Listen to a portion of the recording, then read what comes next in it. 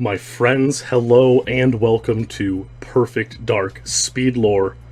You already know the series where we take a look at one stage from the classic Nintendo 64 game Perfect Dark and talk about the speedrunning world records, the progression, the strategies, the history, and all the players who made it happen. And as always, our co-host, the reigning champion of the game and rising YouTube star, Karl Jobst. Welcome, Karl, to SpeedLore. Hello. Thank you. Hope you're all doing well. Me too, and I think you and I are doing well, and hopefully everyone else in chat is. I think, people are excited, and there's a lot to be excited for. This is going to be a pretty cool episode. Tonight's episode is a level called Skedar Ruins Agent. It is the final level in Perfect Dark. And obviously you do have some history with the level, Karl. Can you kind of give some overarching themes or description or anything that comes to mind about Skedar Ruins? RNG is a RNG. When I think about Skedar Ruins, I think RNG. It's pretty bad on this level. It's pretty infamous for destroying runs, at any moment because of bad luck. But we'll get more into the specifics about that. As you can see, obviously there are 3 objectives here. Should we go over the general objectives first, or as we show the example run? You know what? Let's briefly touch on them now. The identified temple targets are basically, there are 5 obelisks in the level, and 3 of them will sort of be marked or be important or be the ones you're looking for, and you have to throw a tracking bug on them. And there are ways to find which 3 in particular are you need, but so there are 5 total. 5 total pillars. 3 of them, 3 random pillars are going to be the targets, and you don't know what they're going to be when you start the level. So that's why you need this item that you select equipped in order to see which 3 they are. Now, of course, since it's a speedrun, there's going to be a combination of those 3, which probably will be the fastest 3 that you're kind of hoping to get on your runs. And we can discover those 3 when we watch a run. Now, activate bridge. That sounds like it's probably an objective where you just have to press a button and activate a bridge. Is it that simple? It's not that simple. So there's like this. It's one of the only puzzles in Perfect Dark, if you could call it that. So there's like a block in a room that you have to push onto a trigger. It's kind of interesting. It's definitely a weird mechanic they used in order to do it, but it's probably like it's a they're probably trying to get creative because of the Skedar alien race might be a little bit different than we work. So yeah, it's like a tiny little puzzle there midway through the level. And we'll see it when we get there for sure. And then assassinate Skedar leader sounds like a final boss fight. Yeah, stereotypical final boss fight of the game. Which is interesting. Well, I mean, even Goldeneye had a final boss. They're a little bit different to other games as far as the final bosses go, but he is definitely the final boss of the game. Yeah, they are a little bit different, but they certainly are a final boss. So we're going to watch this example run by our good pal, the Madman Fletcher, who wonderfully has this run that really well demonstrates all of the facets of the level. So let's check it out. Here we go. Oh, yeah, so the first thing he does... Here you go. I mean, I was going to say it takes place on another planet, of course. It takes place on the planet of the Skedar.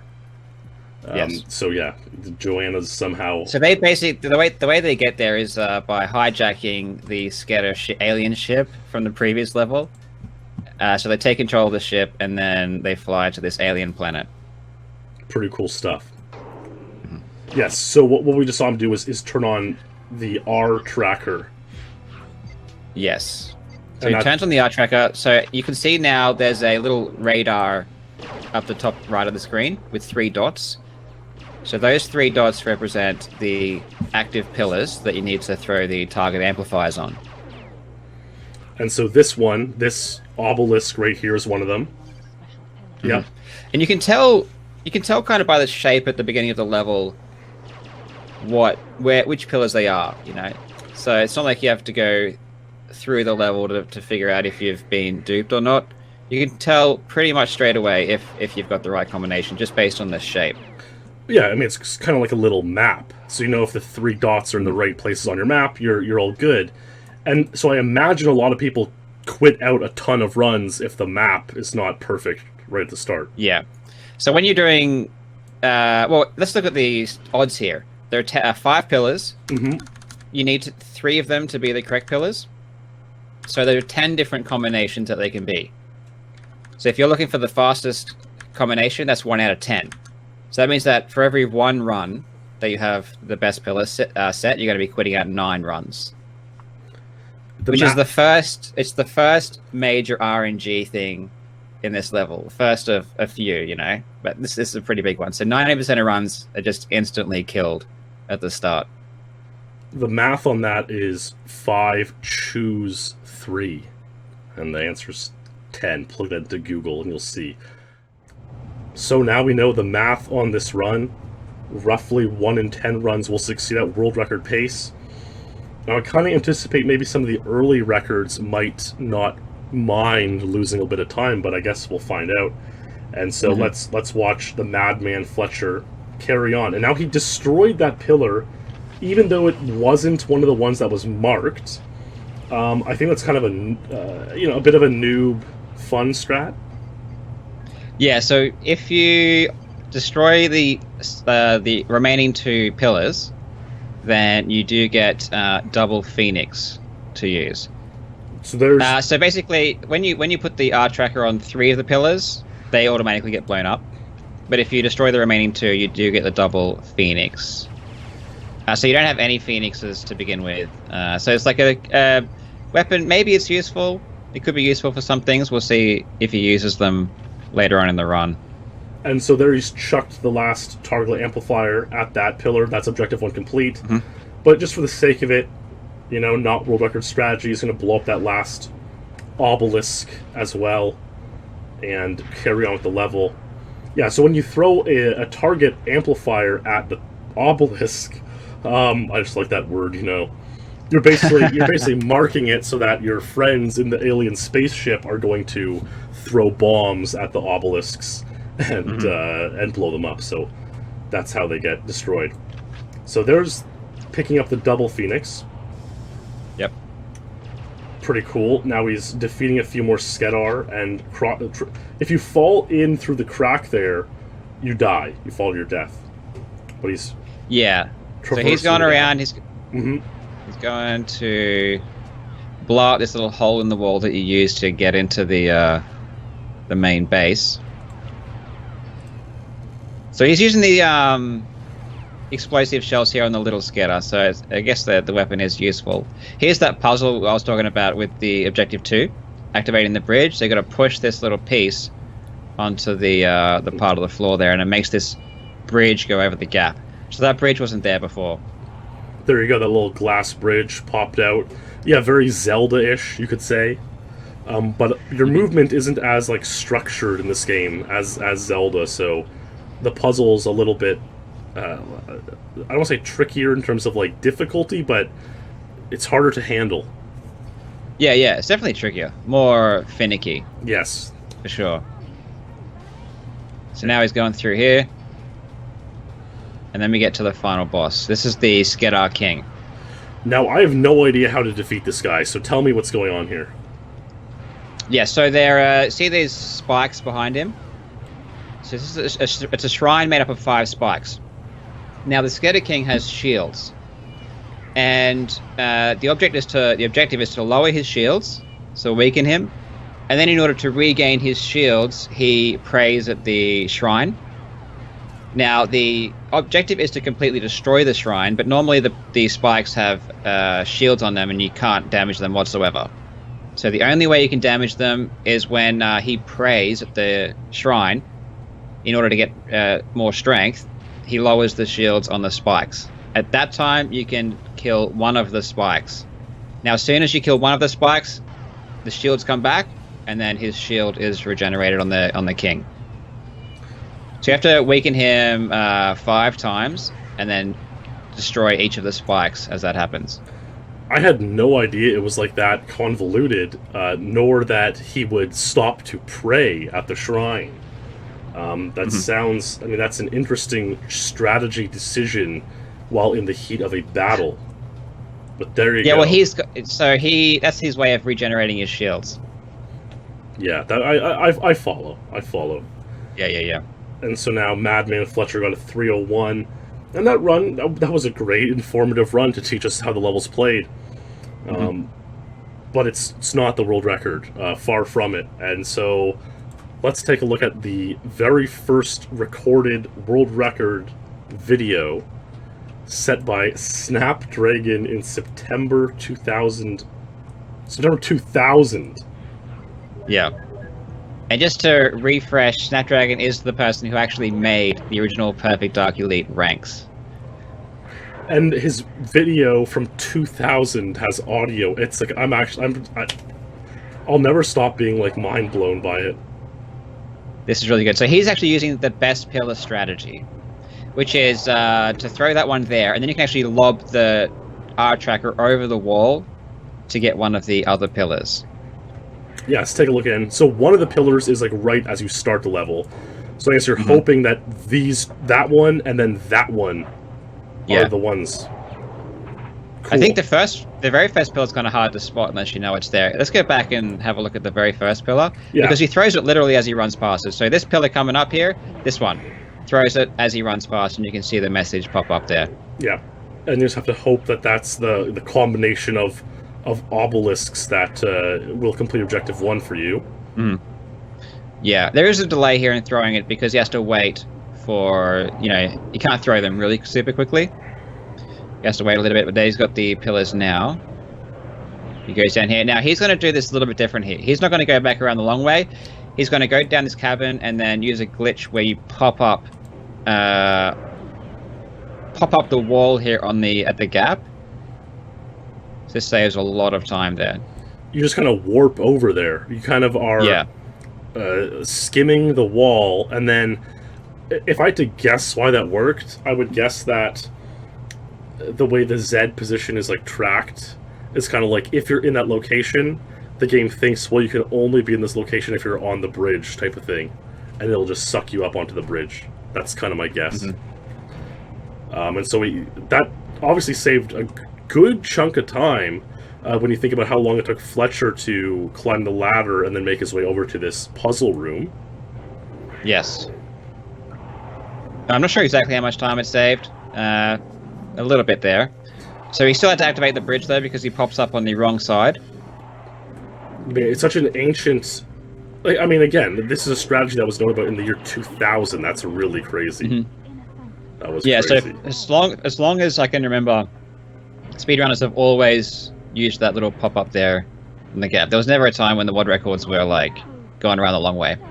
In fact, when I first started playing this game, I thought that was just the way you're supposed to do it. I didn't even know there was a long way. So here he goes. Here he goes with the king. He's going to damage him, weaken him 5 times. Each time he prays, he'll destroy one of the spikes.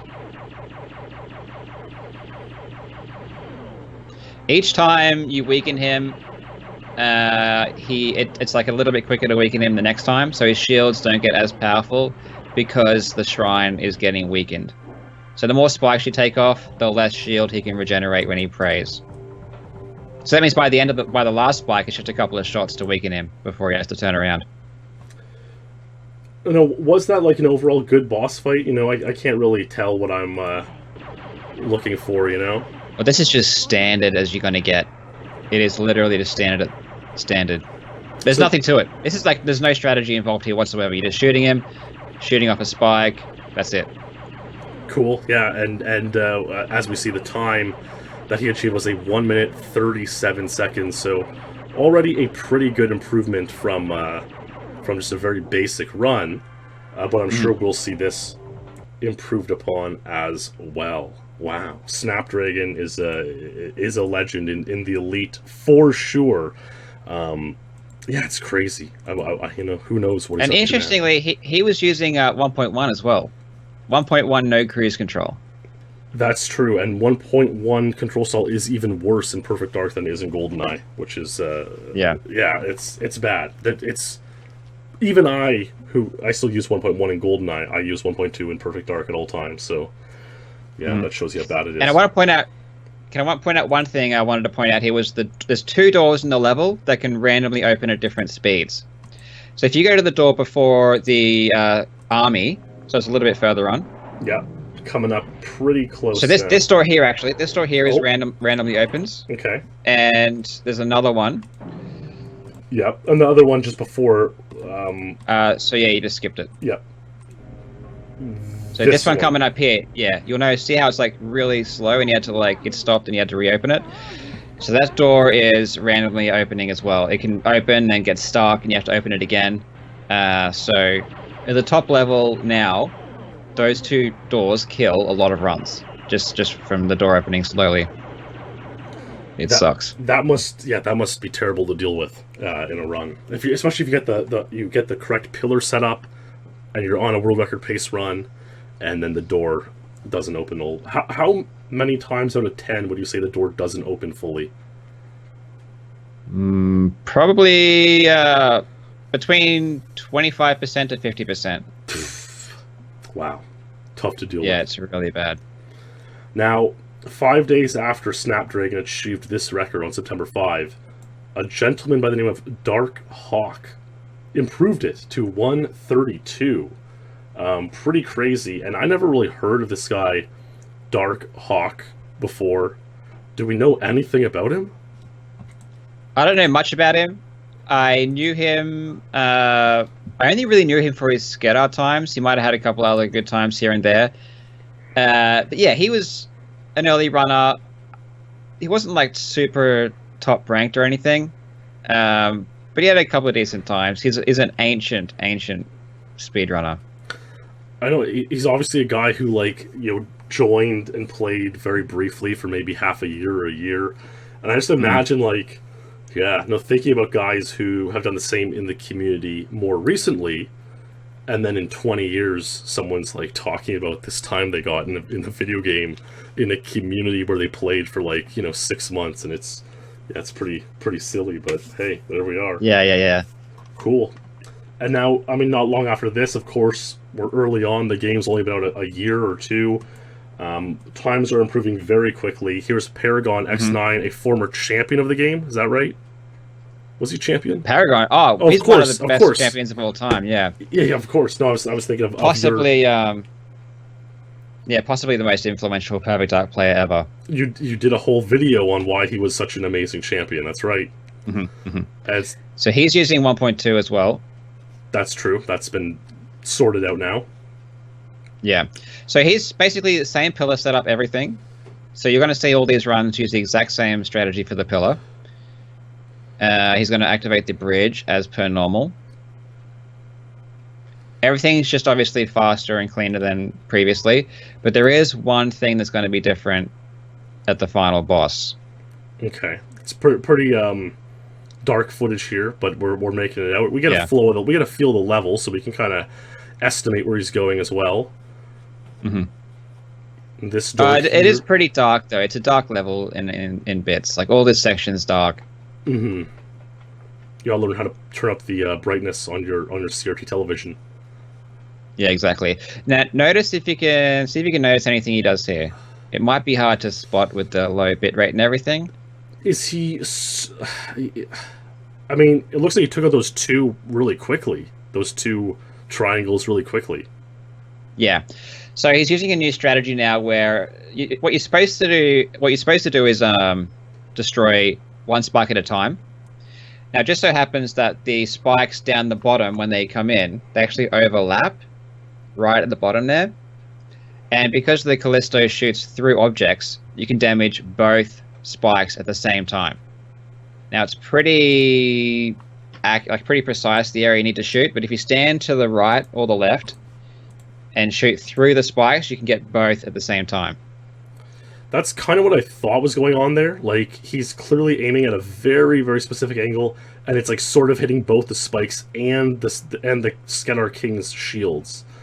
So wow, that's a crazy thing to have discovered back then. Yeah, and the spread of the Callisto isn't small. So I mean, even if you're aiming perfectly, yeah, some shots are going to hit the King's shield. Some shots might go off. So a lot of the time when you're doing this strategy, only one of the spikes is going to get actually killed, because you might hit one 5 times, but the other 4 times because the spread's bad. So there's some luck involved in actually getting both at the same time. Yeah, and modern FPS players will be very familiar with that form of luck. Sometimes you just have bad bloom and you miss some shots. But there we go, 125, pretty solid by a legendary champion of the game. And now let's watch the next run, which was set only a few weeks later. This one is by Expert Gamer, and I gotta say, this one is dedicated to a SpeedLore champion, 4-Day Bender. Thanks for supporting SpeedLore 4-Day Bender. This run is for you. Now you see Expert takes out the R tracker pretty quickly and throwing bugs on the pillar. Now what I imagine is, yeah, it only takes like a fraction of a second to pause and take out the R tracker. But if you're going for a world record strategy, if you're going for a world record speedrun in the modern era, you probably are just hoping that you have the right pillar set up anyways, and you're not even bothering to pause at the beginning and turn on the R tracker. Is that right? Is that like a good guess of what might happen? You know what? I'm thinking about that, and the answer is no. We still pause to get to see what pillars there are. Now, here's the thing about starting, because when you first start at the level, you're starting at slow pace anyway. So it's not like you're going to lose full speed. You still have to spend 3 seconds getting up. So if you pause, like the sooner you pause at the start, the better. And it's not a huge time loss.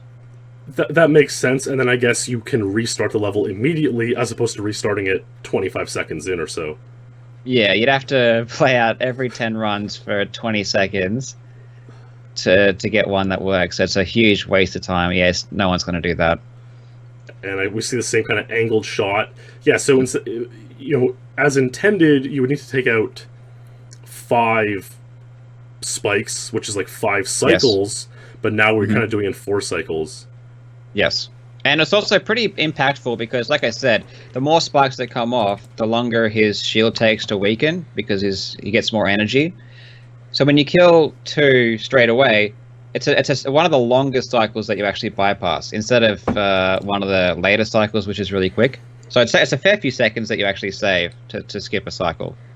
Yeah, that makes sense, and that's probably how we got down from 137 to 123 now in the span of a couple months.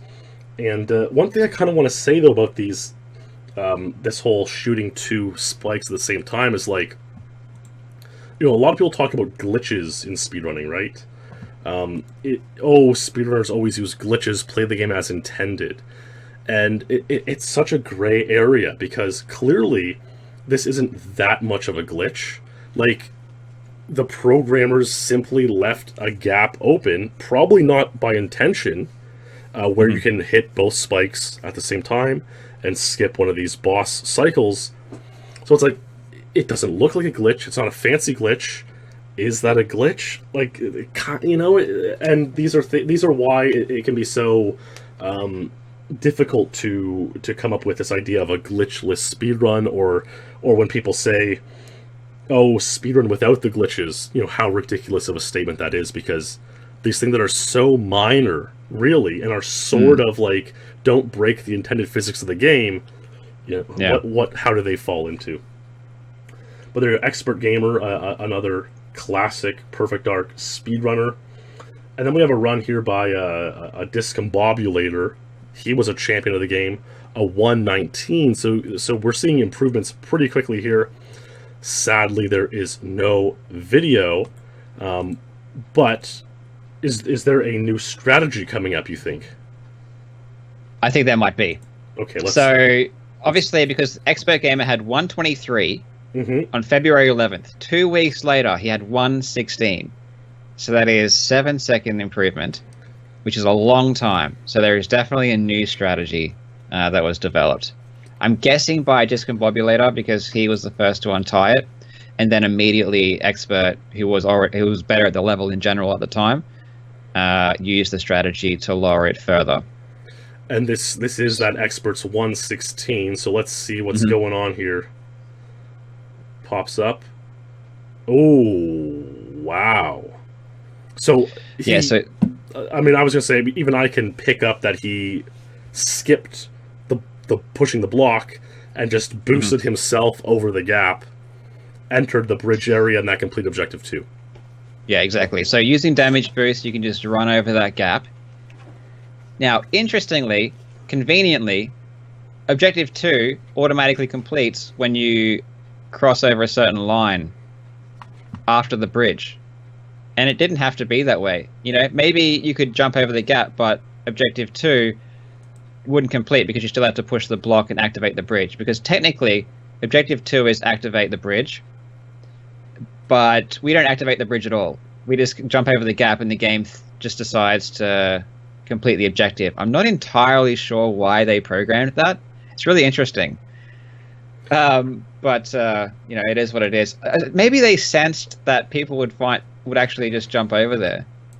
I mean, if I was a programmer, why else would you program it to be when you jump over there, Objective 2 gets completed? My guess is this, because it's not like Zelda, like when you move blocks in Zelda, they go into like specific squares, right? And like, you know when a block is in an exact spot. But because pushing around the block on this level is so finicky, it's like there's no exact spot to push the block into. I'm guessing it was like almost impossible to program when the block was actually like to detect when the block was in the right position. And so they just decided like, oh, once you cross this threshold, we'll complete Objective 2. Okay, it's because there's two ways for Objective 2 to be completed. One, there is some area of the where you can push the block and Objective 2 completes. But I guess what you're saying is, right, maybe they thought, okay, maybe there'll be this circumstances where they push the block, the bridge gets activated, but Objective 2 doesn't complete. There must have been some, when they did the testing, there must have been some glitch where players could get the bridge, but Objective 2 wouldn't complete, obviously. And they said, okay, just to prevent them getting to the end and failing, we'll just say if they activate the bridge, get across there, we'll make sure that Objective 2 is completed. That's my guess, but who knows? And maybe one day we'll find out. You know, maybe. I wonder if like maybe the Skedar can push the block off the. I don't know. It's kind of weird. It'd be interesting to know why they did that. But in any case, they did do it, and yeah, that's just one of those things. Cool. I mean, honestly, I knew of that strategy, boosting yourself over the gap, but I did not think it was discovered in 2001. I thought it came much later, so that's pretty crazy. And, I mean, the next few runs are kind of more of the same. This is another Expert Gamer run, and it'll just... This was in April 01, so just a, you know, kind of typical improvement, more optimization. I'm interested to see if the bug throw here upcoming is much faster. I kind of expect it might be. Not quite. Yeah, it's not the same. Because you're capped at how fast you can actually throw the bug, so that's not really going to get any faster unless they really throw it. There is actually a faster strategy, which I'm not sure we'll be able to see, using that pillar setup where you throw it over the wall before you even get to that second pillar, and then you can just throw the third one instantly. Yes, so you're saying when you throw a tracker bug, you can't throw another one immediately. There's a slight delay. Yeah, so there is a delay. If you could throw the second one earlier, then you would be able to, you know, bypass that delay to throw the third one. Yes. Exactly. So that would say, and you wouldn't even need to stop running. You could just sort of throw the second one over the wall, go around, and then lob it over while you're still running. Which is, it does save like at least a second.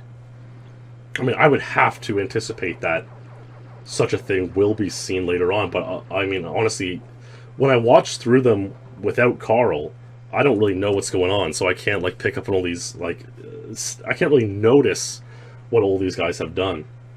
Yeah, the VHS artifacts are like classic you like when you see a video with them, they're beautiful and crisp. I wonder if there'll be a point where kids see a video like this and they won't know why that's happening.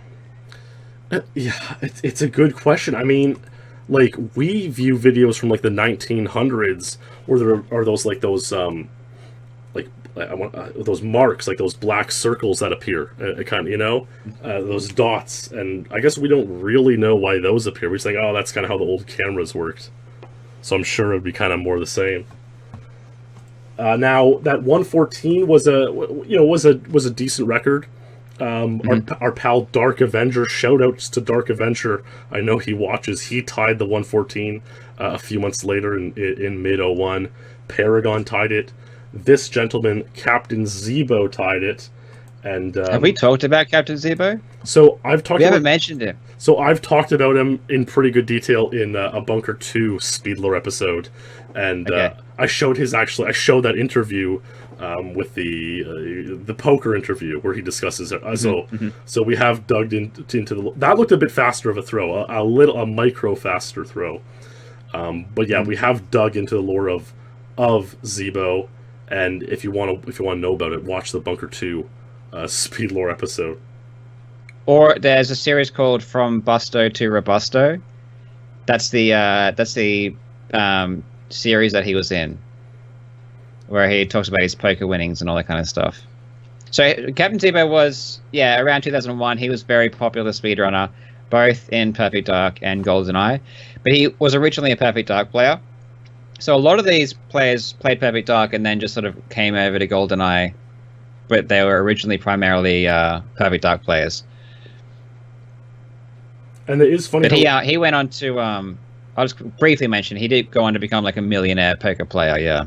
Well, and I mean, now you're here for the first-hand account. I did tell it briefly in the Bunker 2 video, but you, I believe, asked him for money or tried to get him to give you money at some point. Oh yeah. I did.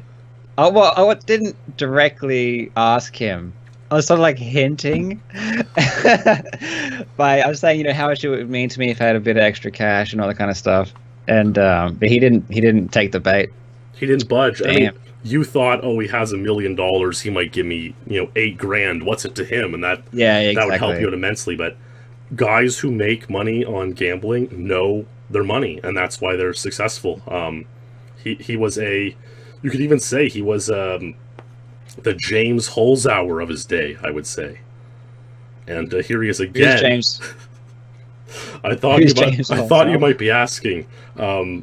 He's on an amazing Jeopardy streak, and he's winning twice or more as much as people in the past have ever won. So he's the modern day Captain Zebo, we'll say. And so Zebo's that 113 was in November 2001, and this run also November 2001. He must have just been in the Skedar Ruins mood and going for untieds here. Well, there's a lot of time to gain through just being tighter and doing everything better. Timing, like all these shots, for example, timing them correctly, like shooting as soon as the shield comes down, all that kind of stuff, is very important. So that just gets more optimized as we go along. Still the same kind of strategy, but just the runs are getting better and better and better. Yeah, that's for sure. And this 112, though, would probably be like one of the first optimized versions of that run. As we can see here now, we're in December 03, so this is 2 years later, and 112 is still the record. There's Captain Zebo, there's our pal Dark Avenger, Discombobulator, Expert Gamer, Karl Jobst 112, Boss, Your Eliteness, and D-Man. Pretty big names there. That's like, if you could almost not hand pick 8 better names to kind of define that 2001, 02, 03 era of Perfect Dark, you really couldn't. Is there anyone missing from that? Probably Paragon, but Paragon resigned. He more or less quit through the end of 2001. That's when his reign kind of ended as a super active player. Now, this next run I'm going to show has some music in it, and I checked. It does not seem like YouTube recognizes this music, so we can play this music and jam out for the duration of the speed run. And it's going to be so fun that, in fact, I'm going to dedicate this run to our SpeedLore champion, Mr. Moxie. Thanks for supporting SpeedLore on Patreon. This run's dedicated to you, but I hope everyone enjoys this run by D-Man. I mean, this music is pretty great. You're unfortunately missing out for a minute and a half, Carl. But here we go. What was it again? I listened to it yesterday, but I forget. YouTube wouldn't tell me, so I don't know. It's a mystery song. It's like an upbeat dance song with some, like, moaning in it. Okay, I forget, man.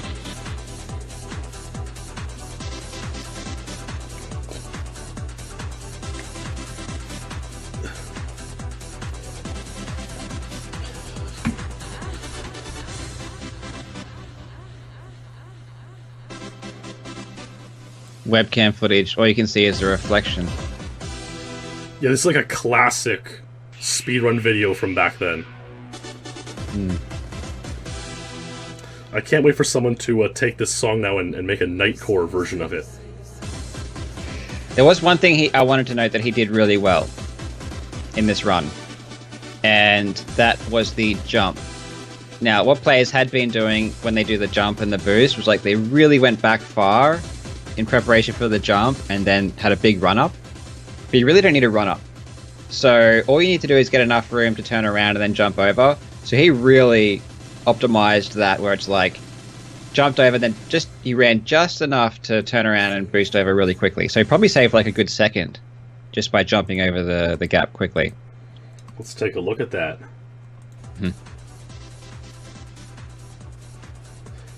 That looks pretty good, and keep that in mind. We'll go back to like Experts 116, and I'm sure it'll be noticeable. Here it coming. Yeah, I mean that. It wasn't quite as noticeable as I was maybe imagining, but you can see it. You can see it's pretty good. There you go. It's big. It's like a second. It's like a big deal. Wow, there you go. And so 111 was set by D-Man in December 03. And I don't think I've spoken about D-Man much before, but one thing of note that I found always weird, I never knew the guy. He left the community before I was around. But his name was D-Man, which, in Canada, he's a Canadian, is short for defenseman, a position in ice hockey. But I believe, from what I know of him, that he actually played goalie, not defenseman. So I don't know why he made his name D-Man when it wasn't the position he played. I'll never know the answer to that question, but hey. So what is goalie? Goalie's not G-Man? No, nobody calls goalie G-Man, or like goalkeeper in soccer, keeper. Yeah, imagine calling someone a G-keeper. That'd be a crazy. Maybe one day you'll start, but yeah. I didn't know that was the origin of the name. Well, it might not be, right? It might just be a coincidence that he played hockey and he also picked a D-man, and it's not related to it being short for defenseman. But who knows? He was he was a good player for the first few years, even in like 2000. He was getting good times in Defection, and early 2001. He had some really good times. He had a really good time on Crash Site Perfect Agent. For a lot, he had like the world record maybe for. Well, that's what I was going to say. Is like that's where his name sticks out to me, is that he set an untied on Crash Site Perfect Agent, and the record stood for about 6 years. So I'd been around for almost half a decade, and this guy who I never interacted with still had a really good record on that stage. So yeah, I know these things that stick out over time are pretty crazy. And no one's heard from him since? Has he completely gone? Let's check for fun his rankings page and see when his last I feel like he might have gotten one PB in like 2006, but not much fanfare about it. PR history, October 4/05, rescue agent. That was it. So October 05. So that would have been one record he got. After I joined, yeah. It's so crazy to think some people really put a lot of time into this game for years and then completely disappeared. I couldn't even imagine that. I'll always come back. I couldn't imagine really fully leaving and not even sort of checking up or being around in some way. It's true, and maybe they are around in more ways than you think. Like our guy Dark Avenger still at least checks and watches these SpeedLores, right? Even though he hasn't played in 15 years or more. I mean, I'm sure if I'm wrong, he'll correct me on that. But yeah, there you go. Actually, yeah, you're probably right. I mean, when I made my video on how the Perfect Dark Elite was created, and Snapdragon posted a comment on it, and I'm not actually sure like how he even found the video. Maybe someone linked it to him, or if these people do orbit without saying anything, or they may orbit enough where they'll watch a couple Goldeneye or Perfect Dark videos, so that when those kind of videos come out, they get it suggested in their YouTube feed and stuff like that. Who knows? Now, so D-Man's 111 here was a good run, was untied, but it wouldn't last as long as some of his other records. 4 months later, who came along but Sim Threat the Slayer, Karl Jobst, who achieved a 110 on the level. Pretty good. No video, though. However, he kept playing, and he got this speedrun in April 2004. And tell me about anything that's better or different about this run. Yes, this is using a brand new pillar setup. Brand new. So this is different pillars. Yeah. Yep. So I throw that one over the wall, and then I lob that one down that hallway there. So this is like 2 seconds faster. And you might be thinking, like, why didn't this get found? And the reason is because that third throw down the hallway there is like really hard, really precise. So I'm guessing either people tried it and just couldn't do it. Yeah, that's probably the reason. I'm sure people tested like all these strategies. But yeah, both those throws are really hard. The first one over the wall, you got to like throw it over. It's pretty precise, pretty hard to do it fast. And then the third one is really, really hard. So not only would you need to quit out 9 out of 10 runs to get the good pillar setup, but then even getting your bugs on there is like really, really hard in of itself. And that's a 108. That's even 2 seconds untied from the run that had no video. Was your 110 also using that strategy, the new pillar strat? Yes. This 108 was a really, really good run. It's a second, aside from the new strategy, it's a second faster than the 111. So just like everything was really good. Everything was really good. So it's almost like you've close to optimized this run with this strategy. Yeah, with the strategy, the run is a lot closer to optimization than at least the other runs anyway. It was a really, really, really good run. And what was it? And it's kind of hard to optimize the with the new pillar strategy. It's really hard to optimize the rest because, like I said, 9 out of 10 runs are dead, and then after that, you might get like 1 out of 10 that actually get a complete. So even if not 1 out of 10, maybe 1 out of 5, probably 1 out of 10. I mean, it's a hard strategy to use. So you might get like 1 out of 100 runs that actually get up here, and then to get the luck on the 2 doors. And actually, I do want to point out something with the king, because I didn't write it down in these notes here, but the Skedar king, when you weaken him, he can do like several different things. He can, so after he prays, he can either like run to the side and shoot his Reaper, or he can warp, like teleport down to the bottom and start chasing you. So if he warps, you can't kill him, and you have to like wait for him to teleport and like come get you, and then you got to injure him and he goes back up. So that loses like heaps and heaps of time. There's also something else you can do. I think it might be just shoot a Devastator, or shoot his Slayer. So there's 2 other things he can do instead of just running to the side, where you can't kill him, or it takes way longer. So, I mean, when you mentioned him shooting the Devastator or the grenade launcher, I feel like, or Slayer, whatever it is, I feel like anytime I've tried to play this level, that's what's happened to me, and I've been like, wow, this level's hard, and I've given up or not tried to speedrun it. Yeah, so are you... Oh, sorry, I'm wrong here. So when he runs to the side, he shoots the Slayer. And there's two other things he can do. One is he can call a little Skedar or a big Skedar to come get you.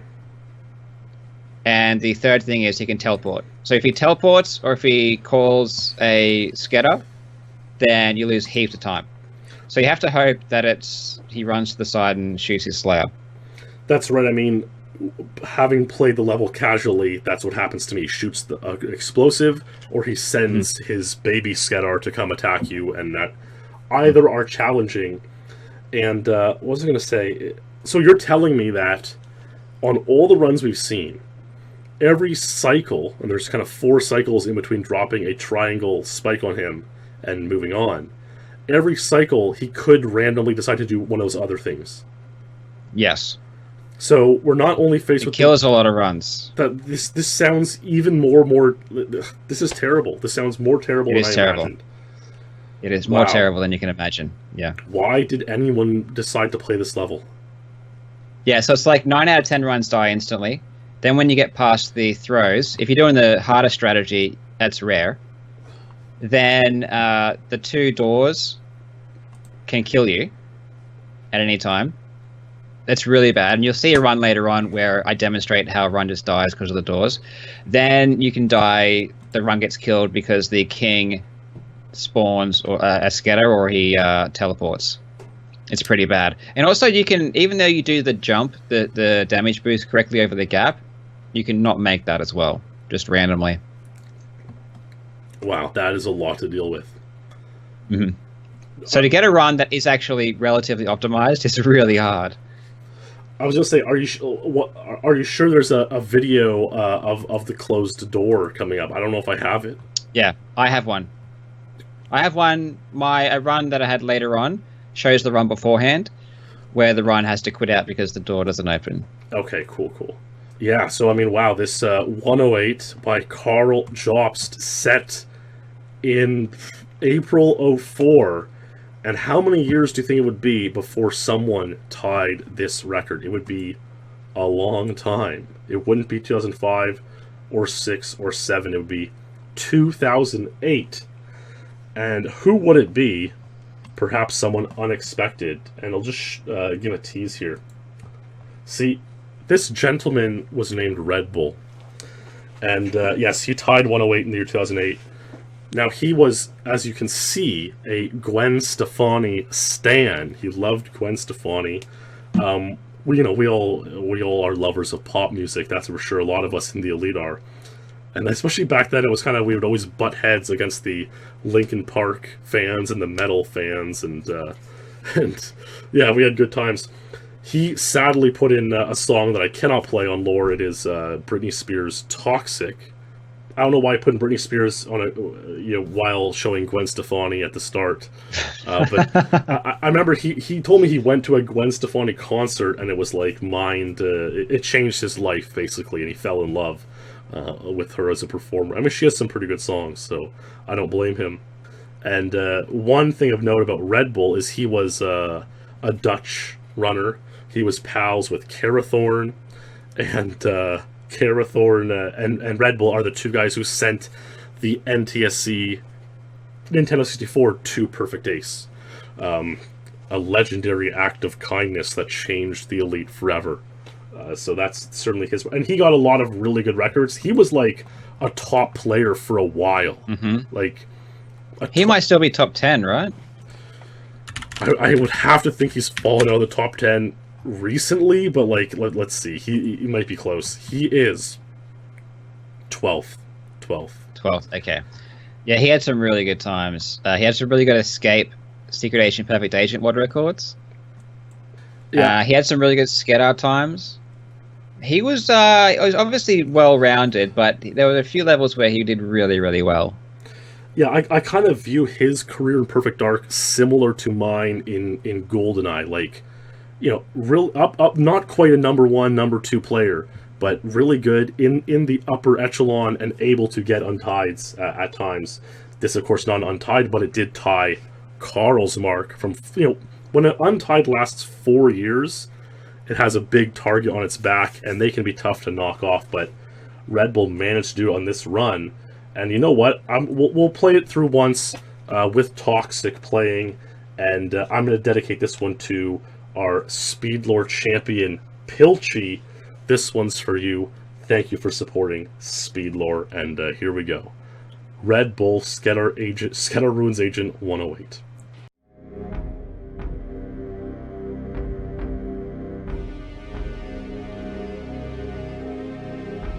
Yeah, a lot of these were NTSC, I guess, recorded onto a PAL videotape. I'm guessing that's what we're seeing.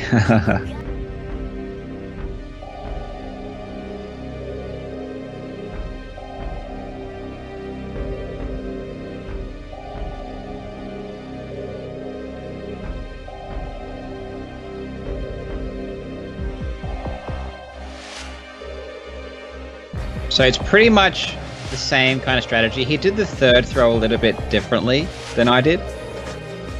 Same idea, it's probably the same pace. There is one really, really minor technique difference during the king that he does. I'm not even sure if anyone will even see it, but we'll see if anyone notices it.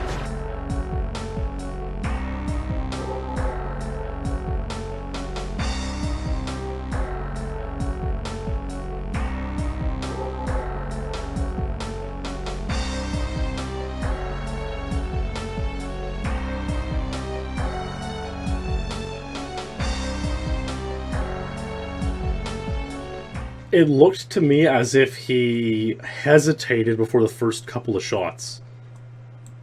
Was that it? Was that the slight difference? No, not quite. So there's always, when you enter the room, there is a timer. So it doesn't matter how fast or slow you shoot the first king. So that part of it's going to be relevant. The one little thing was the quick draw. So in Perfect Dark, when a weapon's coming out, if you pause and select it again, it'll come out quicker. And I didn't do that in my 204, and I have no idea why. Because quick drawing, I'm sure, it's been a thing since 2001. So I mean, sometimes you get a strategy that could be used generally all over the place, but you just don't think to use it, you know what I mean? Sometimes you just don't really think to apply it everywhere you can. So I guess I just didn't think to do it there, but he used it. It's a little bit quicker. You kind of lose sight of the big picture sometimes when it's like, oh, here's a level. It's kind of challenging. It's luck dependent, and I'm going to focus on all these other strategies, and you kind of forget to implement like a minor thing. I think that's a big part of it. It's just hard. There's only so. I mean, you'd have to really, really think to try and get every optimization for one person. So, one person isn't going to just come up with every strategy or like think of everything. And I guess all the previous strategies, all the previous runs hadn't used it. And then I got this time because no one else used it and I just didn't think of it.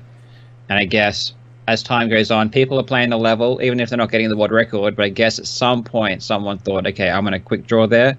And then now you see it come into the world record runs. Yeah, it's just like a puzzle to put all the pieces and all the optimizations together. Do you remember anything? Do you remember, feeling any way that Red Bull tied your record that had stood for 4 years? I don't really remember much about this one. I don't mind it when my times get tied. I think for me, when someone tying my time has never been something that I get upset about. Maybe if they beat the time, then that hurts. But someone tying the time, it depends. If they're a really good player and they tie it, that's a good thing as well. Like I feel like that. We form our own club. You know what I mean? You have a bond there with that person because they tied your time. But yeah, it's when they start beating it that really kind of pisses you off. Yeah, I mean, when people tie my untieds, I feel terrible, to be honest. It's always upsetting to me. Um, Okay. but hey, everyone reacts differently. Now, what is interesting, though, you say about this club, and I certainly can relate to that too. Yeah, when you tie a really good untied, you feel good. Um, Hmm. this was only tied by you and Red Bull for years to come too. 2009, 10, 11, pretty crazy. So that shows how strong. I mean, think about that. You got this in '04, and by 2011, only one other person's tied it. So, despite not using the quick draw on the boss, still a really good time. But Hmm. in January 2012, another individual would come along and they would tie one away, and their name is Zezinho. And this Skedar Ruins is probably the only time we'll ever see his name come up. Um, he got the 108. He actually untied Special Agent around the same time, and I'm sure we'll get to it when we do that episode. But I mean, man, 108 by this Zezinho guy. He's a Brazilian runner, and the Brazilian runners certainly a lot of times got some really crazy records. So let's take a look at Zezinho's 108. See if we can glimpse anything. And this run is dedicated to SpeedLore champion Corey M. So thanks for supporting as a SpeedLore champion, Corey. This run's for you. Let's check it out. And I mean, I don't even remember much about Zezinho as a member. As it seemed like he just played Skedar Ruins and that was it. I don't remember him being on the boards. I don't remember him, period. Literally, Yeah. the only thing I know of him is the times that he got. So he hasn't really. So I sort of came back into the elite pretty heavily in 2012, and I guess he didn't get anything after 2012. I guess maybe this was like Skedar Ruins was his last little hurrah. But I didn't hear about him until I was looking at maybe Streets. No, sorry, not Streets. Chicago. Oh, yeah, Streets. Chicago though. Chicago. Perfect Dark Streets, and I noticed he had these world records on Perfect Agent and Secret Agent, and I'm like, who? What the hell? Who's this guy? I've never heard of him before in my life. So I think the first time I ever heard about him was in 2014 when I was playing Chicago. He had really good times on Chicago and Ruins, and that was it. And yeah, I just looked at his times page. He has not submitted a time since February 2012, a month after this run. So I mean, crazy. Yeah. But I mean, it shows you even people who come along for a very brief period of time can leave their mark in the history books. And was there anything super notable about that run other than it being by yeah? But what often happens when someone gets a run like this who isn't a top player is that other top players then perceive it as being easier to get.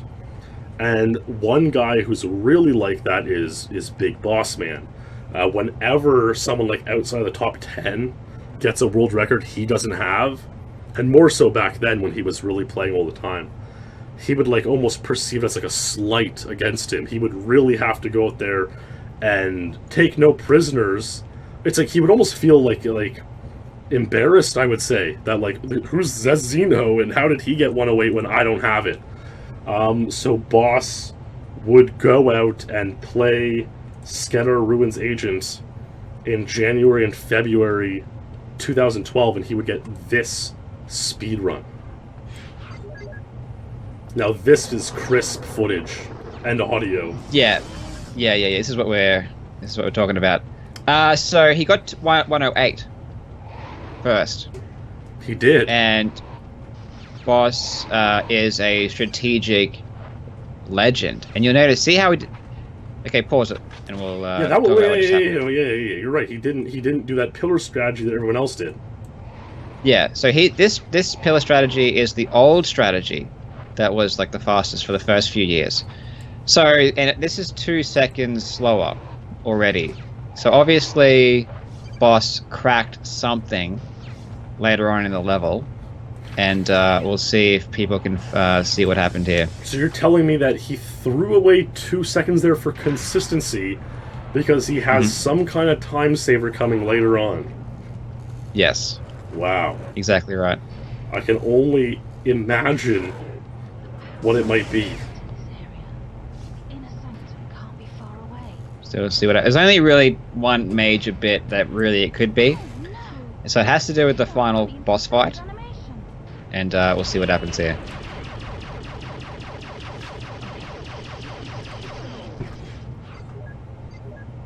So you can see he did do something different there. He blew up the box to get a mauler. A quite powerful weapon.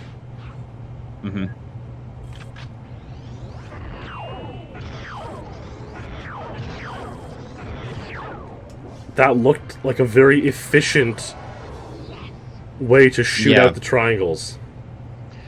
So the mauler's charged up function is super powerful, and instead of having to shoot the spike 5 times with the Callisto, instead of having to shoot the king a whole bunch of times, you can use the charged function to just take off the whole thing in one hit. Now, it's only so powerful. So like a full charged up. Actually, Oh yeah. So the reason it's not used for the whole fight is because the Callisto is still faster for the first 2 spikes, because you can shoot both of those at the same time. But the Mauler doesn't shoot through spikes, so it's faster to do the last 3, which is going to be done separately anyway by using the charged up function. It's really surprising that no one used the Mauler earlier. That's really crazy. But personally, I didn't even know the Mauler was in that box. See, that's funny to me because I wouldn't have known it either. But Perfect Dark's not like the game I played that much. Like in Goldeneye, I knew all these kind of secret weapon locations. So if you're telling me there was a secret weapon that saves time like that, that is pretty crazy. I can definitely see how the Callisto, like you said, shoots through things. 107, Skedar Ruins by Boss with the new strategy. Yeah, I mean, it's cool that the Callisto's used for the first 2 spikes, and then the Mauler, and like that's kind of really we're getting a semblance of optimization there. Taking every single opportunity possible to save time. Well, except that he didn't have the best pillar layout. Yes. Now, so obviously even this could go lower because he used this lower pillar setup. Now I want to see that the box. Yeah, let's. I don't even see. Oh, look, he's shooting it. It's on the left there. That's crazy. Wow, and yeah, he's shooting through the door. So it really doesn't lose any time to pick it up. No. Wow, and just no one thought of it until 2012. Well, I didn't know it was there personally, and I don't know how many speedrunners thought it was there, or knew it was there. It's shocking. This definitely is a strategy that you would think should have been around in 2002 or 2001. Well, this is really crazy. And especially because, like, okay, strategies like that where you're, like, using, like, secrets, like, intended in-game secrets, like, oh, there's a secret weapon stashed here. Like, that stuff was even more prevalent back then, and it's kind of stuff that you would come to, like, skip later on, you know? Like, I think... so one example of that's the train RCP-90. So in GoldenEye, on train, we used to blow up the box and get out the RCP-90 in the first car and use that. And then we ended up just skipping that because it's not faster. Yeah, but I mean, even I remember in 2004, 5, 6, some people would use it and get like 70-point times, get top 30 times in the level. So it was still like useful-ish to speedrun with. And now nobody gets it. It's been fully eliminated, but I mean, wow. And of course, typical boss, Untied, waiting out the entire cutscene, gets the 107. And I mean, how did you feel about this? You were starting to maybe take note that I was pissed off. Yeah. I was pissed off at this one.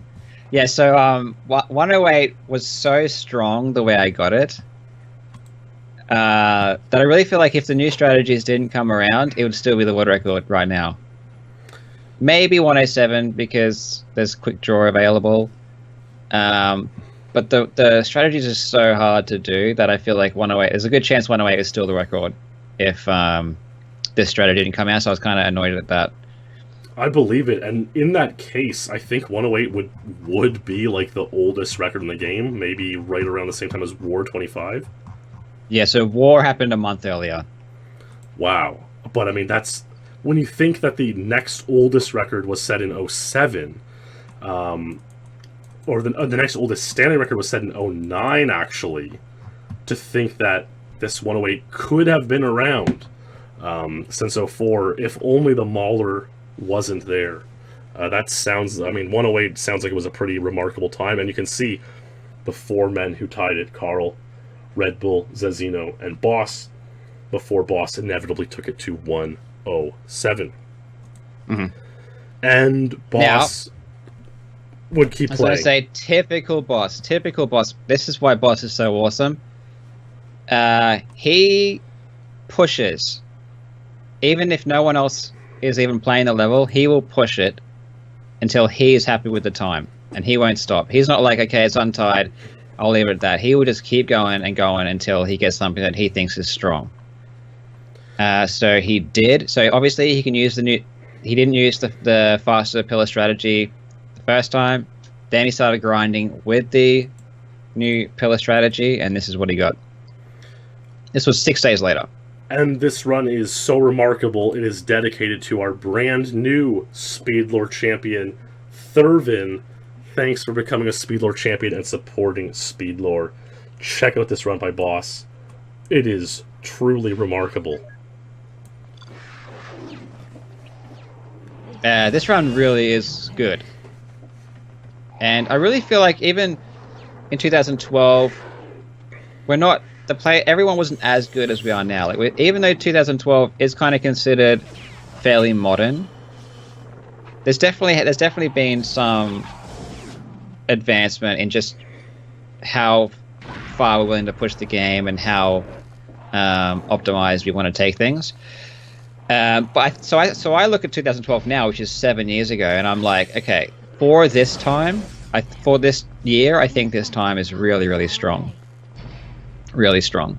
To get that pillar set up, his doors were really fast. That's where I'm like, okay, to get a run with the luck going this way takes a lot of effort. And then sort of everything in this run was really nice. Not saying it's perfect, but everything's quite nice. Now, did everyone the whole time have it on high impact shells for those shots? Mm-hmm. Yeah, high impact shells is what shoots through objects. So the primary function of the Callisto doesn't. Okay. And so, wow. That spike right through the Skedar King. Unbelievable. And here we go. 105. That's a truly remarkable speedrun if I've ever seen one. Mm-hmm. And you're telling me, like, at any point during this boss fight, you know, the Skedar could have, like, right now, the Skedar could have ran off and shot a grenade launcher at him, or... You could have teleported or called one of the Skedars, yeah. Brutal. But, of course, Boss doesn't care and clutched it out and got Skedar Ruins Agent 105 set on... Oh, I've lost it now. February 18th, 2012. Set on February 18, 2012. That is, yeah, wow. Yeah. What a legend. So that's an insane run. Absolutely insane run. And I tried to tie it, I think in 2000. So this remained untied for years. And a couple of top players like Ace and Cedric, I believe they were both champions. Oh, Ace obviously was a champion. I think Cedric was a champion, right? Mm-hmm. These are really, really top tier players. They played Skedar Agent. They ended up with 106. By 2016, it had not been tied yet. I had a really I had put a lot of hours into it, and I couldn't get it because I got 106. I think that might have been in 2016. But yeah, to get a run with everything going right is just so hard. It really, really, really is hard. And I mean, but there was. Yeah. You go on. Don't spoil anything. No, I was going to say, and that's it. 105 is 105's it, right? That's it. No, you would never come to match Boss's world record on Skedar Ruins. That's SpeedLore for the night. Well, see you guys. So there's something. Okay, so in December 2016, there was a Skedar Renaissance that was led completely by Boss. Like I can't go on enough about Boss and how genius he is with coming up with new strategies and everything. So in December of 2016, he found a completely new strategy for Secret, Special Agent, and Perfect Agent. Now, on those two difficulties for this level, you can't just run to the end. You have to offer a weapon on a shrine, which we haven't seen yet because we completely skip it on Agent. Which means you have to sort of fall down, offer a thing on the shrine, and then run all the way back around. And then, yeah, so go see what he did here. Yeah. Oh, he's doing the new strategy here. Yeah, so it was something crazy where you, like, punch the Skedar off, you drop down, you offer the weapon, you have to, like, sacrifice one of your inventory weapons, and then he found a way to clip back up onto the upper bridge instead of having to run all the way back around. He ended up with 6 untides over the course of a month during this time frame. Yeah, it's an insane strategy. I'd love to cover it in a video or something, but he punches the Skedar off the bridge, lands on its head, and then offers the weapon and then pops up. It's just like so crazy. And it wasn't the only thing he did though. Like he revamped the entire level. And even he found a new throw at the beginning. So he found a throw where it's like it's near the third throw. So which one's this? So go to his Agent 105. Okay, yeah. Let's see. You do see me demonstrate it in a bit here, but so he does. This is one throw. Then so just if you pause here.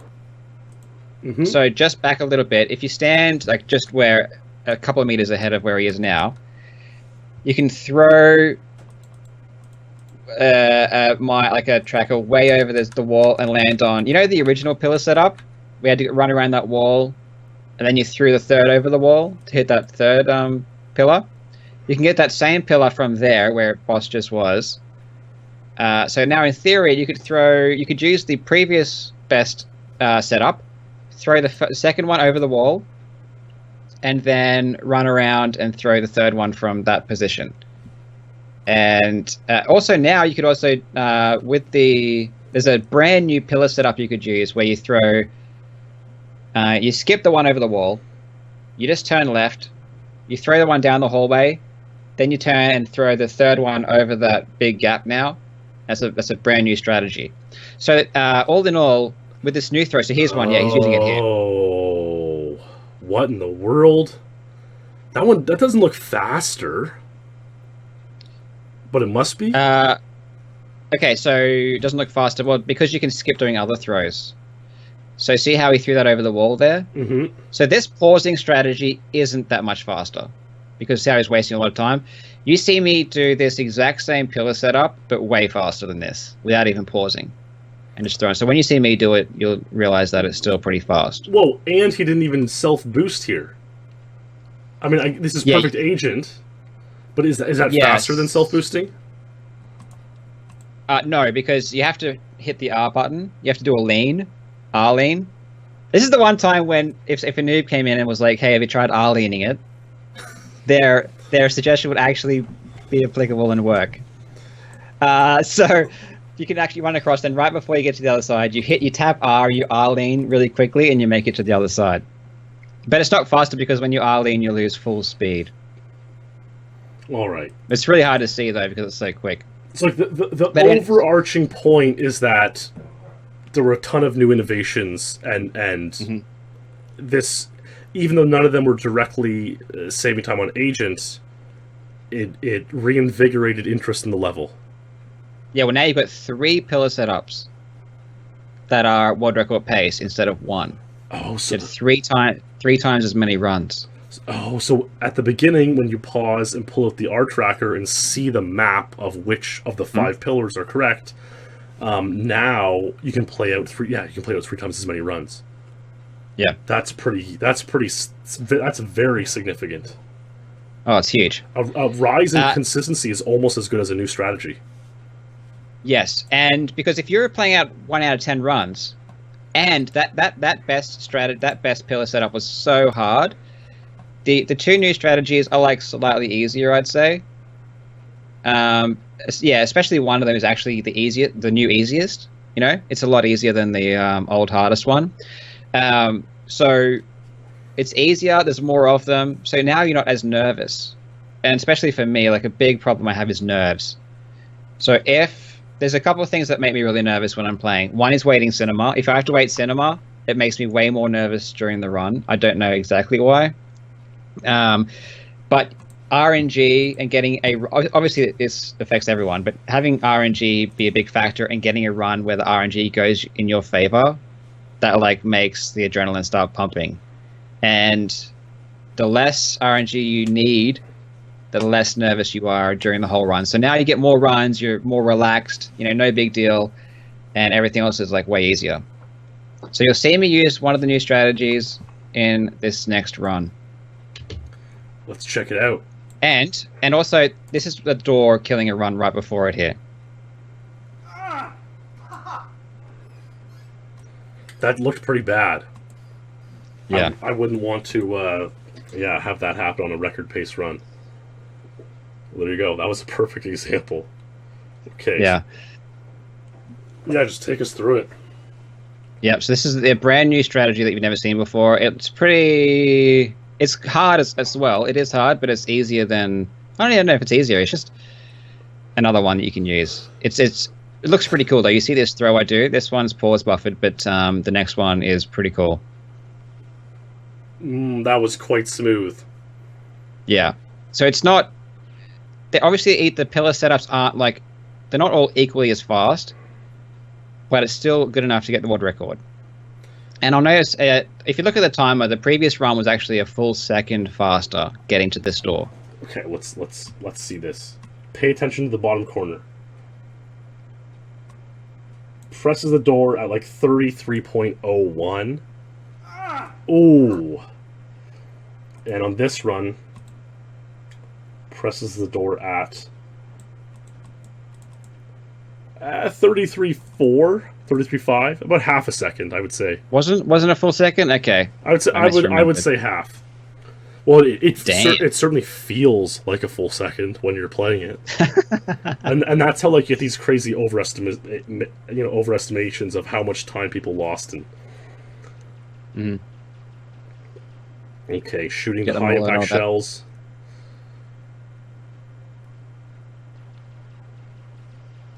The 2 spikes down. Not getting a trolled king animation. This is fucking possible. Holy fuck.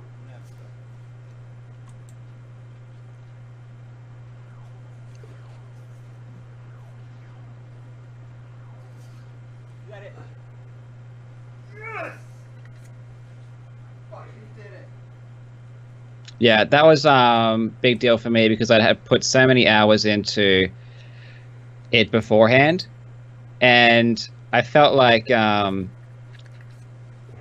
felt upset that I lost the 108, and I wanted to have the Skedar Agent record again. Yeah, I like Skedar. I liked the fact that I had the record for so long. It was such a good time, so I felt bad that I didn't have the world record just because of the new strategy. So it was good to finally tie that. And it was tied more than 5.5 years after Boss set the 105. That's pretty crazy. And I mean, like, also worth noting is that while you pointed out that there was this renaissance and interest on the level in late 2016, early 2017, this was not until October 2017. So yeah, a good ways longer that you got this run. Wow. And definitely, I know, exactly the feeling of overcoming this record that's you've been chasing for so long. I guess there's Ace saying, "Rest in peace, the boss." 5 out of 5 sweep. I suppose at this time, boss had an untied sweep, agent, special agent, perfect agent, but also the license to kill and dark license to kill bonus modes. And yeah, wow, that's pretty crazy. Mm-hmm. This is like a month before you got Damn 52 as well. This is on my break. You know how I had that break?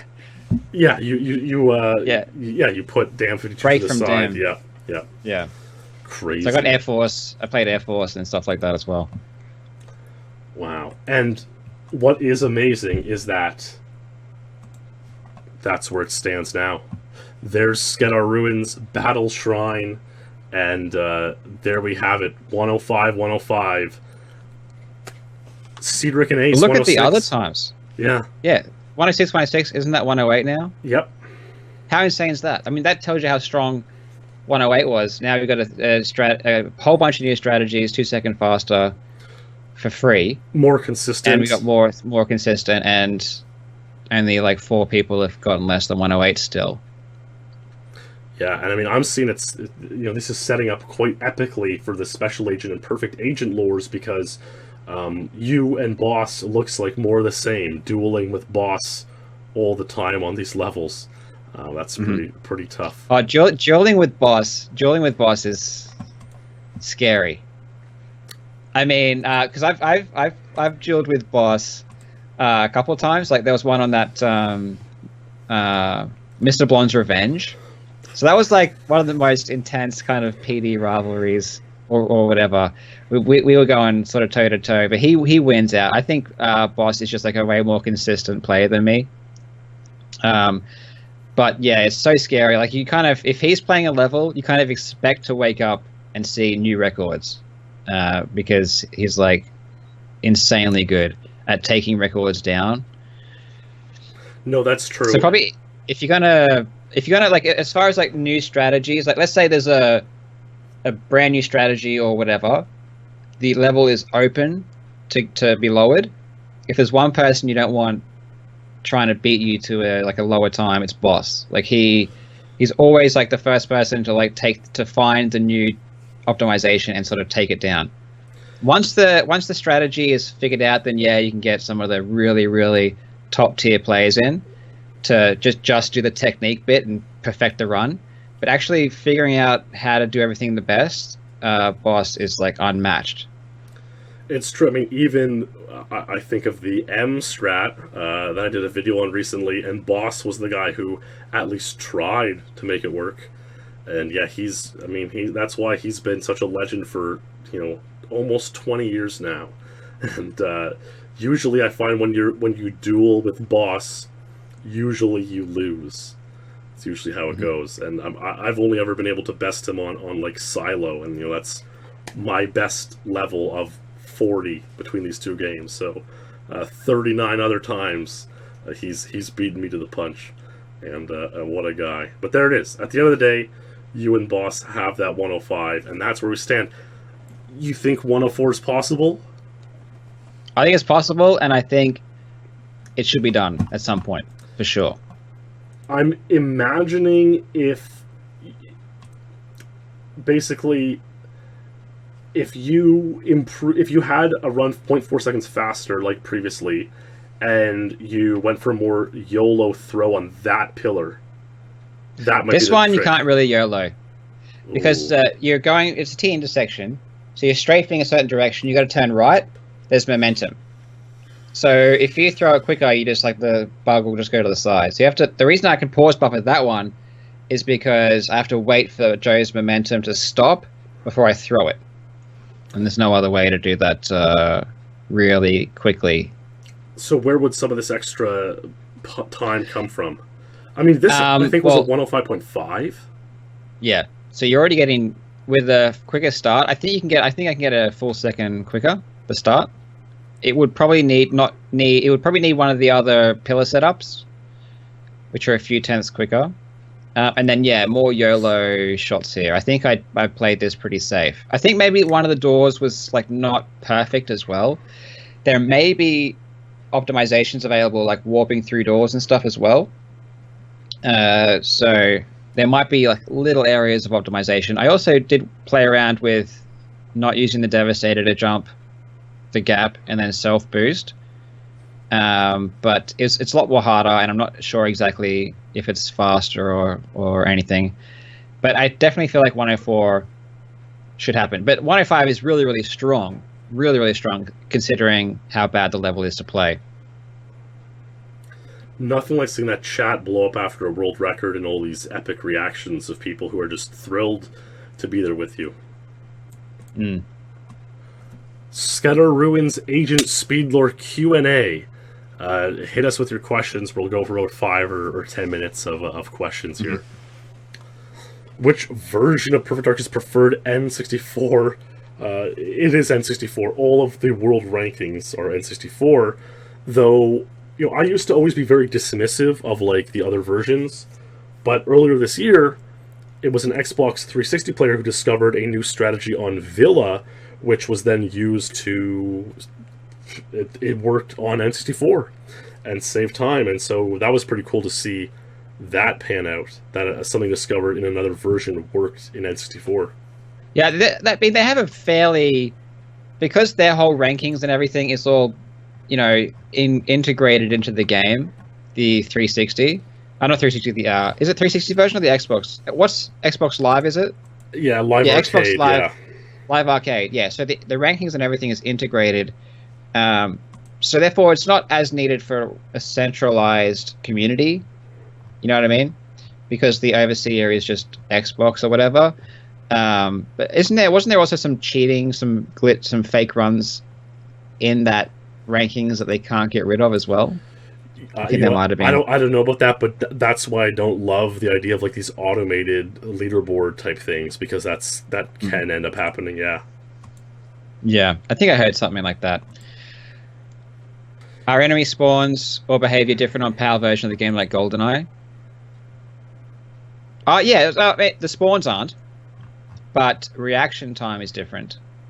I think it was also calculated that NTSC, at least NTSC J, the reaction time of... I'm not sure if it was just the main bosses or if it was all guards, but the reaction time is quicker. I know especially for Xenia in jungle, her reaction time on PAL is a little bit slower. So you get a little bit more time. But I'm not sure about every guard. Do you know anything about that? Yeah, I imagine... My guess is that like if you go to 007 mode in GoldenEye, you have that little from 0 to 100 on enemy reaction. I think some guards are just programmed to be like always at 100. Like a Xenia's always at 100 type of thing. And like the third Baron will always be at 100. So they just skew individual guards if they want to make those guards difficult, I would say. Why is 1.1 so much worse on Perfect Dark? I think it has to do with like the overall lag. Because Perfect Dark is laggier, the time losses are like magnified. And so where in GoldenEye you might be able to get away with playing at 1.1 and it like doesn't harm you too much, you might lose like a tenth of a second. In Perfect Dark you might lose like 0.4 because it just runs less smoothly. That's my guess. Okay, I actually think the time loss from losing speed is much more on Perfect Dark. So with GoldenEye it might be 0.3, but GoldenEye might be 0.3. On Perfect Dark, I really get the feeling it's like half a second at least. So if you drop full speed, which you're going to with 1.1, you're going to lose 0.5 while you're waiting to get back up to full speed. Perfect Dark, it's way different. That makes a lot of sense as well. I could see that. Yeah, Sam. I got Defection 6 with 1.2, I think. It's crazy with 1.1. That's pretty cool. Well, with 1.1 Defection, it's not going to be hugely impacted because the first few seconds you're going to be slower with 1.2 or 1.1. So the actual movement is going to be like the actual part of defection where you're moving is going to be the same speed between 1.1 and 1.2 because you're going to be slow either version. It's more once you get past that, when you get to top speed, that it makes a big difference. Yeah, that makes sense. Veda wants to know, are there different cartridge versions of GoldenEye and Perfect Dark? Well, yeah, I mean, English, Japanese. I'm sure there are differences between, like, 1.0, 1.1, if those exist. Is there? It's not something that I know. Yeah, I don't even know if there are. Yeah, I don't have There's a no confident glitches. answer.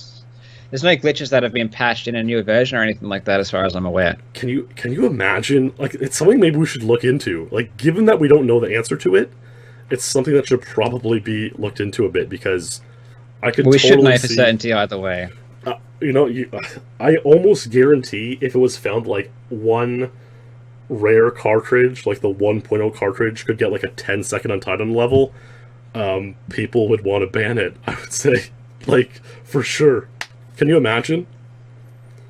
I don't know. Would they these days? I imagine like a 1.0 cartridge in GoldenEye Perfect Dark, where on one level it saved like 12 seconds, and like one person had this 12-second Untied, and the cartridge cost like $250 on eBay. I could see that like causing that'd be like a huge scandal. What would happen? It would be worthy of a speedrunners tried to ban this video, I think. I think that's what would happen. I mean, I don't know. That'd be crazy. It'd be interesting. It'd be interesting. Like, I'm imagining the most extreme situation where it's like it costs several $100s, one person has it, and it's like a 12-second time save or more. Yeah, it would be a hot topic of debate. Okay, Pilchi wants to know, can you warp the doors in Perfect Dark? I mean, Carl obviously knows more. I think you can, but it's not as like obvious or smooth as GoldenEye. Well, no, it's Perfect Dark. You can warp like a pixel gap. You'll find places that look like they are connected, but you can warp through them. Like in Perfect Dark, we warp everything. Like if you go to, like, for example, CI is one, but then you've also got Defection Special Agent as well, where we just warp out the window. So right at the start, you'll see him warp right at the very start. I know CI, so that's why I'm going to it. But Agent, he won't warp at the start. Sorry. The weird thing is, this is CI Agent. He does, yeah, I know he warps through there. Yeah, so he fell through the crack in the glass. Yeah, I mean, and on Special and Perfect Agent, they warp that little crack through the wall. They're just different warps than GoldenEye. Like, they're much different. Well, I think there's more lag. You can create like sort of much more lag in Perfect Dark, and for some reason you can warp like tiny gaps. You can warp through doors, and you can warp through like the tiniest gaps in a whole bunch of different areas. Yeah, Pelagic too as well. It seems like, yeah, that's very good. It seems like in GoldenEye, it's like, if the doors generally, a lot of doors slowly open, and so when you go to a slowly opening door, you can warp through it, and it's kind of like very natural how it's supposed to be.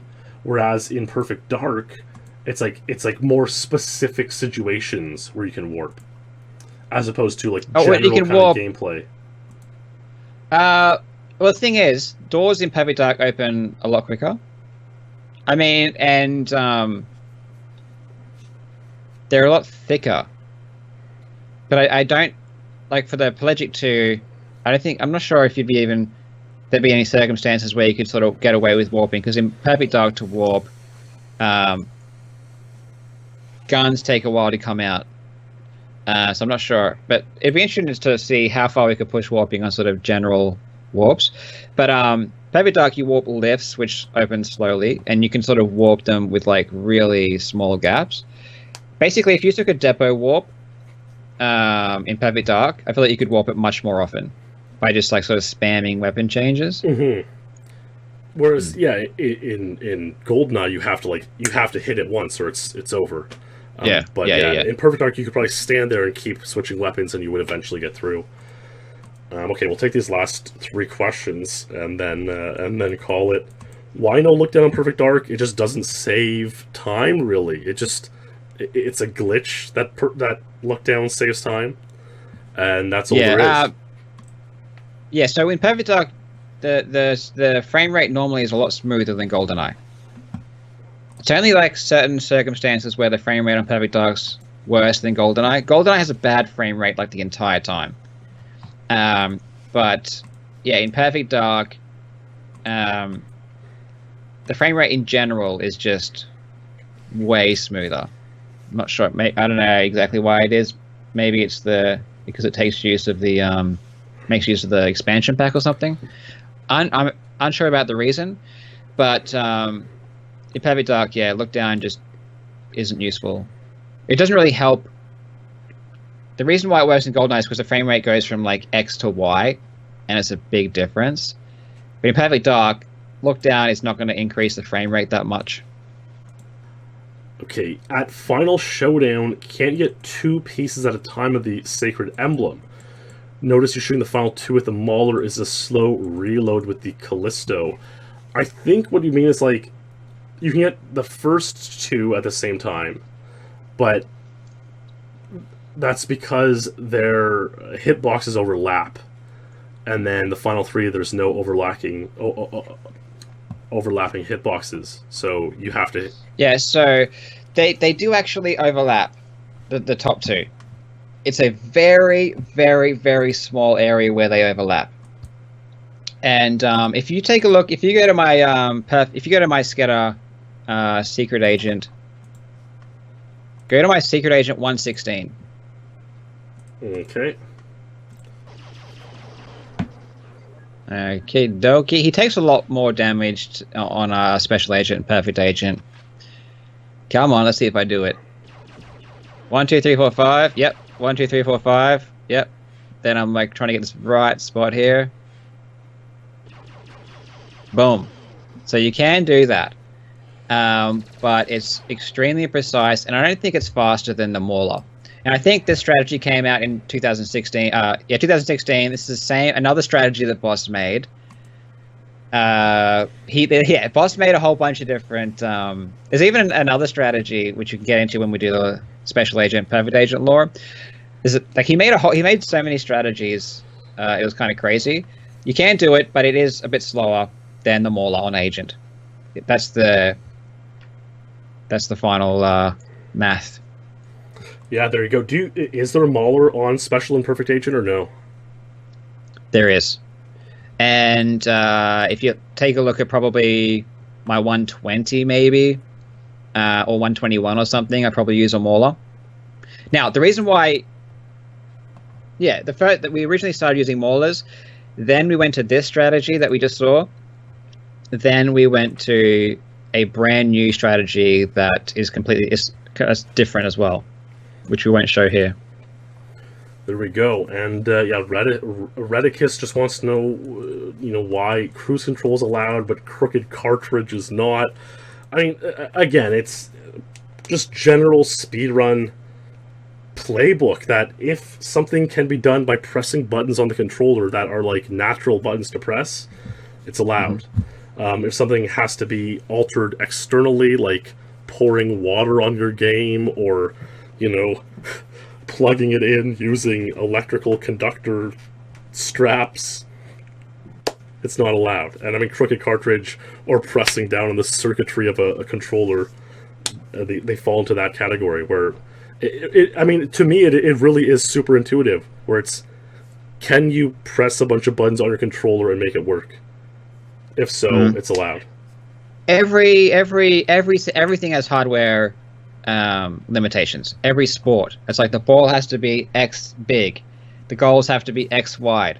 That'd be like saying to soccer, hey, why don't you just make the goals twice as wide? It's just like, we always have to have limits on the actual physical boundaries that we set.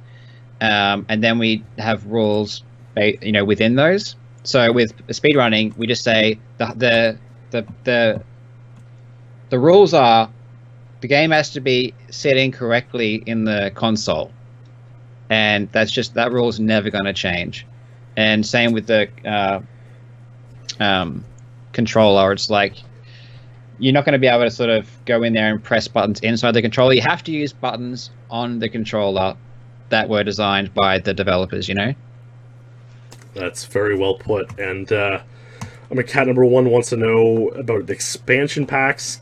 Can the game be run with expansion packs, and has there been research into running? I'm pretty sure a lot of guys have done that research. I don't know it offhand, but I'm quite sure that it can be run, and it's like it just doesn't have any known advantages.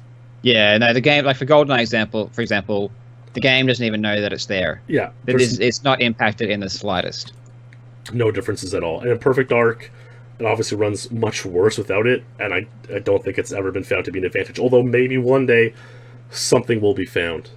You can't play Perfect Dark single player without the expansion pack. Oh, there you go. So it doesn't even let you play. So there you have it. And yeah, that's all. That's the episode. Perfect Dark, Skedar Ruins Agent, a pretty amazing episode. Do you want to say anything to wrap up there, Carl?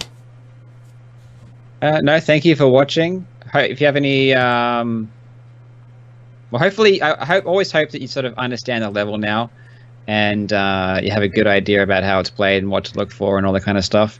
Hopefully, we covered it well, so that you can sort of get what's going on. But yeah, Skedar is a really cool level, and Agent is cool, but Special Agent and Perfect Agent is really cool. So one day we'll do those as well, and they're going to be really interesting. Yeah, now I'm keen for more Perfect Dark Speedlore, and we're going to keep doing it once a month as planned, and Goldeneye Speedlore is going to be coming up as well. A huge thanks to all these Speedlore legends. The list keeps growing, and I'm very thankful for that. So thank you guys for enjoying Speedlore as much as we enjoy making it. Check out Karl Jobst on YouTube and on Patreon now as well. And yeah, thanks guys for watching. Amazing Thank episode. you very much. Stay true, my friends, and we'll see you in the next Speedlore episode. Take care.